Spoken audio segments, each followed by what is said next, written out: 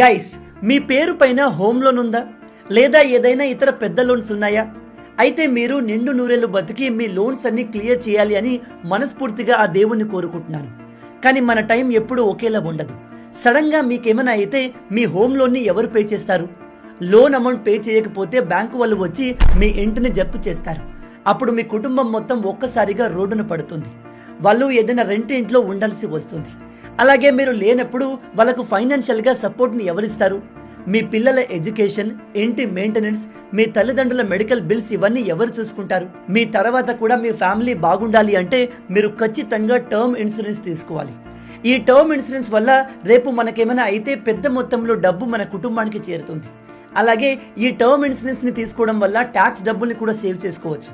ఉదాహరణకి మీరు term insurance తీసుకుంటే అండర్ సెక్షన్ 80C కింద అప్ టు 1.5 lakhs వరకు ట్యాక్స్ బెనిఫిట్ని పొందవచ్చు. ఇంకో ముఖ్యమైన విషయం ఏమిటంటే టర్మ్ ఇన్సూరెన్స్ని ఎంత త్వరగా వీలైతే అంత తొందరగా తీసుకోవాలి. ఎందుకంటే వయసు పెరుగుతున్న కొద్దీ మీరు కట్టాల్సిన ప్రీమియం